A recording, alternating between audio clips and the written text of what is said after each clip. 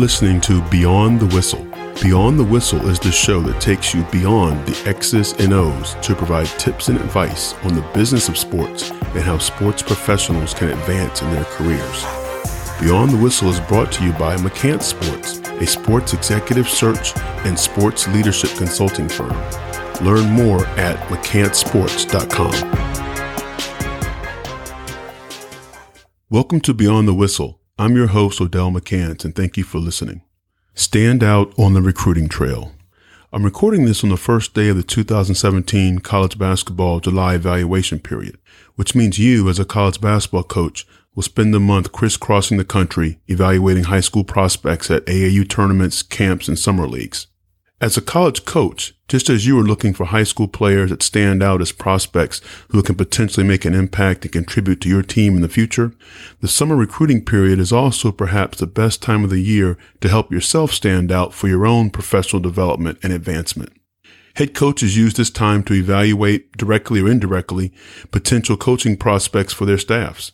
Also, the assistant coach you're sitting next to, speaking with, or having a meal with today may be a head coach come next April or May, and may be someone you may want to work with. So how can you stand out on the recruiting trail? Start with showing commitment to your current job. As an assistant coach, your number one job is to make your head coach and your program successful. Take on tasks or responsibilities during this period that take things off your head coach's plate. Help your head coach and your staff be organized in travel, player evaluation assignments, and reporting. Also, be prepared and organized in your own work. Have a plan for your day. Look, I know how challenging it can be at these summer events. Gyms can be spread out all across town. Game times and locations can change. So can team rosters, if there are any, and player jersey numbers. Having a plan for your day will help you be productive and be viewed as someone who is organized and committed to their work. Don't be the coach who's seen as always on your phone. I know being on the phone is a big part of your job as a college coach.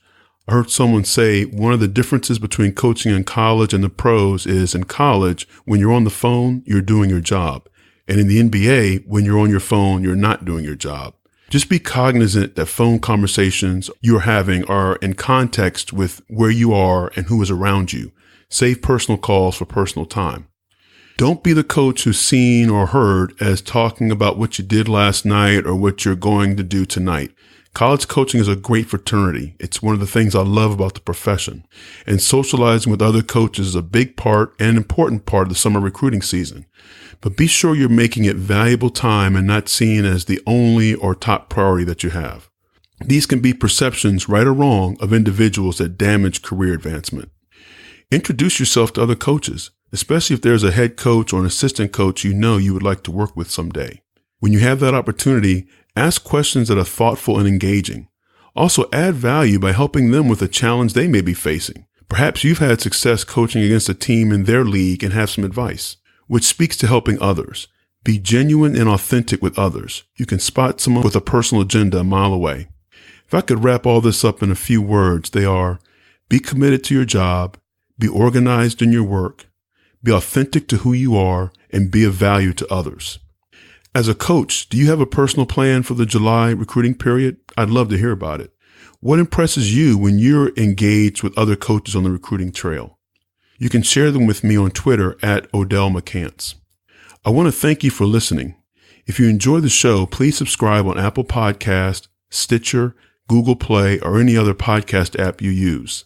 Subscribing is the best way to stay updated on new episodes. I would also appreciate a rating or review.